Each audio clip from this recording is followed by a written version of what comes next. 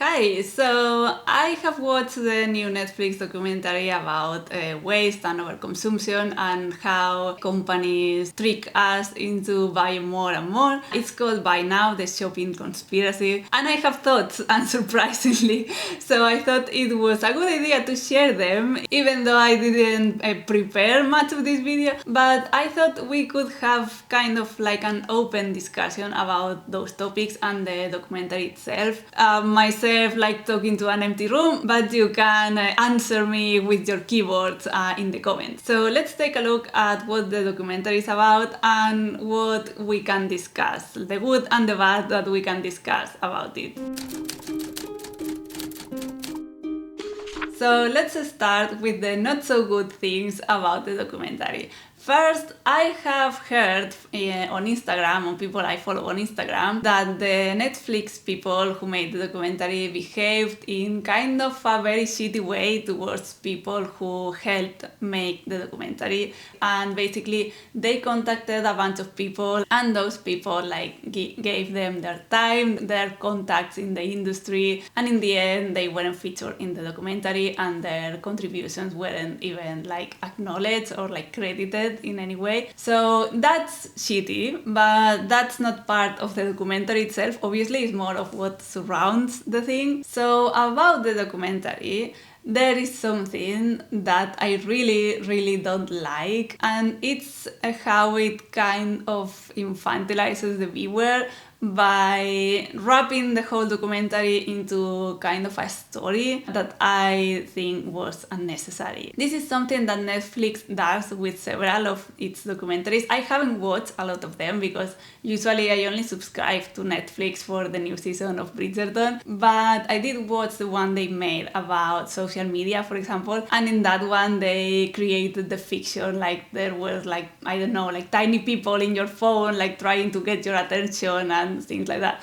It was made to kind of exemplify the things that they were talking about, but also it was kind of silly. And in this one, I think it looks even more ridiculous. So this one, the main premise is that you are taking a course on business stuff, and the course is designed by an AI, and that is the voice that is narrating the documentary, an AI with a logo that is very suspiciously similar to ChatGPT, and this AI is teaching you how to be successful in business and sell more stuff to people. And the video that this AI is telling you is divided in 5 sections that are also the 5 sections of the documentary, and they are sell more, waste more, lie more, hide more, and control more. So very subtle, but I think they are all kind of the same. In every part of the documentary, we had more or less the same people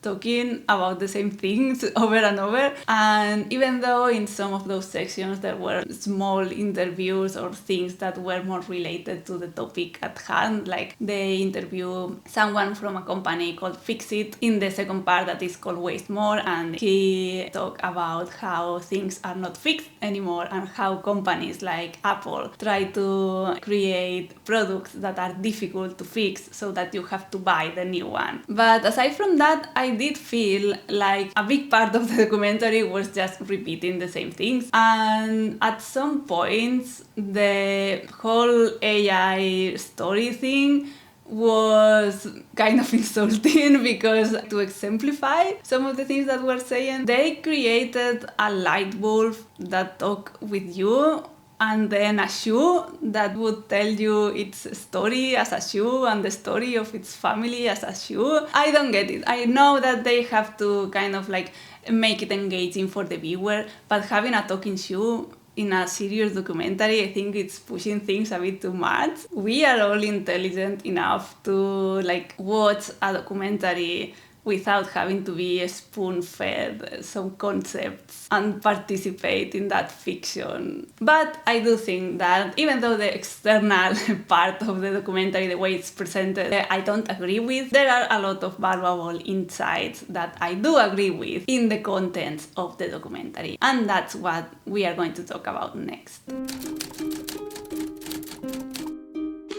Okay, so what did I like about the documentary? I really like the fact that a major media outlet is taking the time to make a documentary about this. Even though we cannot forget that Netflix itself is a big company, so when it says that it's going to make a documentary calling out other big companies that do like shitty things and make us buy more and waste more, the calling out part is quite soft for my taste at least, but I do like that they are bringing attention to this issue, and I think it kind of reflects that these issues are something that is in the mind of the viewers, that it's something that is in the environment that we are now in, that we are all kind of worried and preoccupied about this. And that's also why Netflix has decided to waste money and resources to do a documentary about that, because let's not forget that they are a company that puts profit first. But at least it serves to bring forward a good cause. I like how in the documentary they explain how these companies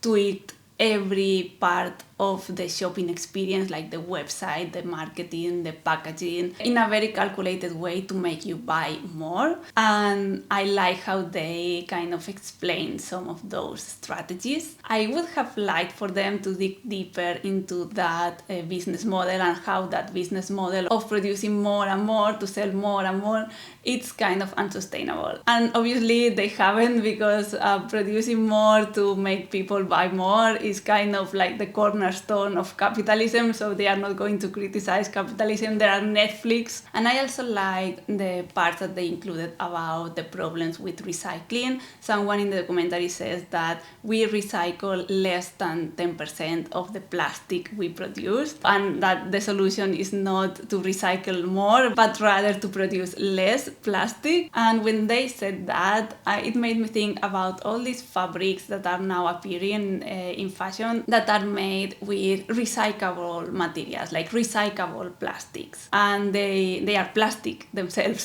They are polyester, they are polyamide, they are whatever. I've always thought that they were a bit shady, that the claim of being recyclable and therefore sustainable, I didn't really kind of believe. So this kind of confirms that that it's very, very difficult to actually recycle something, even though it's theoretically recyclable. I do think that the fabrics that are made with recycled plastics, like the ones that use used water bottles, that may be a start, but I think that maybe the way should be more to look into more biodegradable materials that are not plastic based.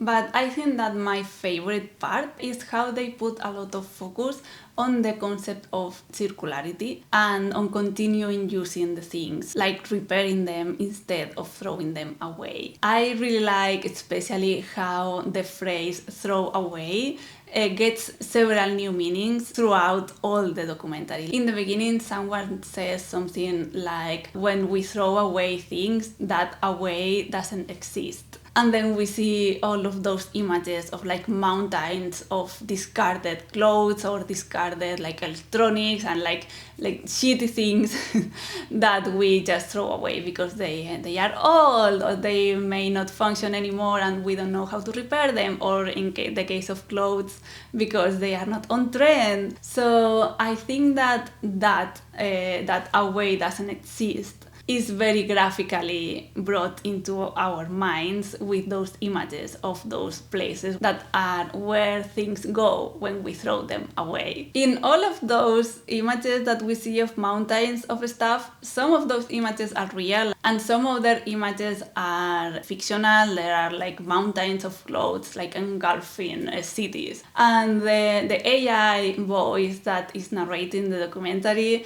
is kind of telling you that it's generating those images. I don't know if the images are AI generated or not, but if they are AI generated, it would be very ironic considering the amount of energy that AI wastes. So it would be kind of hypocritical to criticize waste and then like waste energy yourself to make your silly image on the documentary. But anyway, continuing with this away phrase, towards the middle and the end of the documentary, that phrase phrase gets a new meaning, because then we have an interview with a designer from Ghana. I think her name was Chloe, and she tells you that for her, away is here, like one of those places where broken things that we throw away get collected is Ghana. Like, we are shown like kilometers of dumpsters of our rubbish, like things that we send there, like maybe donate or send them to be recycled or whatever. So I like how from that away doesn't exist,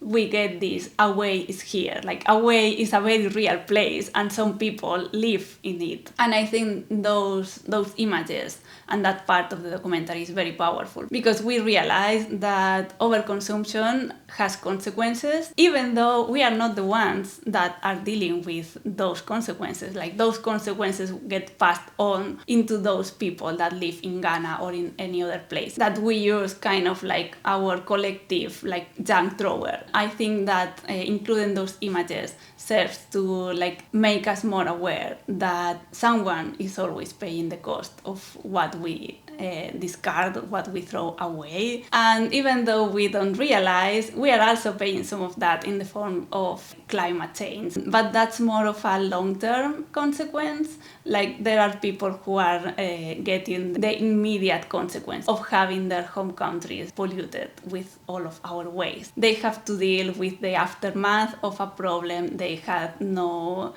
part in creating, and that's deeply unfair.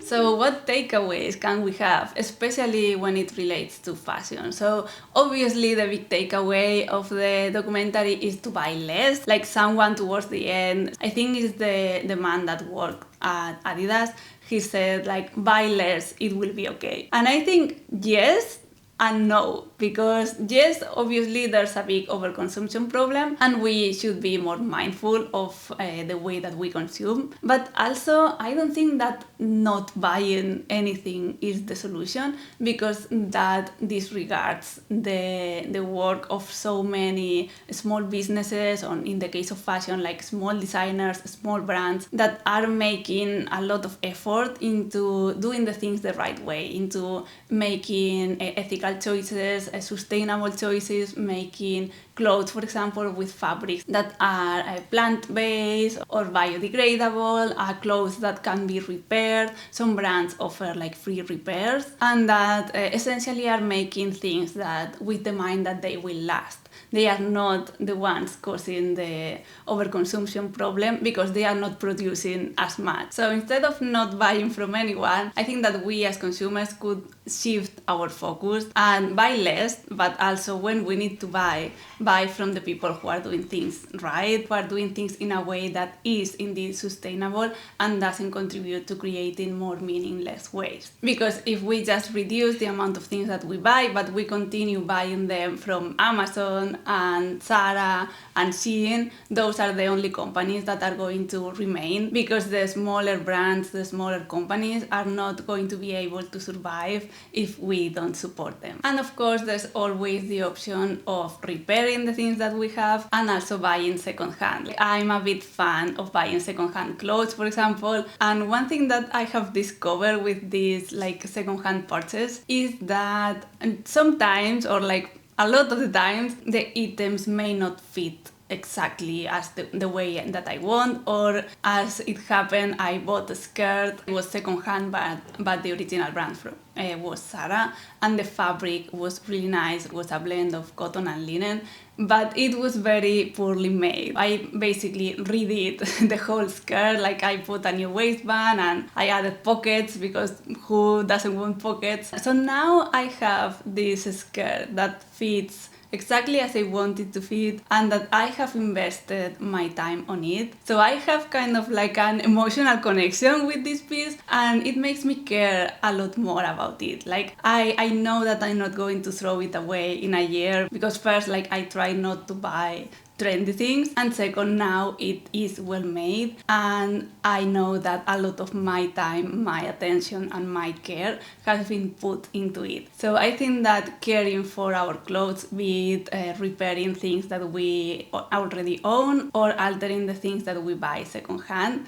makes us be more conscious about the fact that clothes have value, things have value, and if we put a little bit of time and care into it, they can be with us for a very, very long time. We don't need to be buying new things constantly. So I think that's my main takeaway, that we have to break this endless cycle of consuming more and more and throwing away more and more things. And I think it's a very good thing that the Netflix documentary put a lot of its focus into that concept. Let me know what you think. Let me know if you have watched the Netflix documentary. Let me know if you have thoughts about it, about both the content and the packaging. But I think that even though I did have some criticism, it did a good job by highlighting this issue that I think is especially important for us in the fashion industry, both as consumers and as professionals. In my case, we're part of the problem, but we can also be part of the solution by trying to push the companies that we work with into creating more sustainable and better made garments that are meant to last. So yeah, let me know your thoughts about all of this in the comments. Have a lovely rest of your day and see you soon in the next video.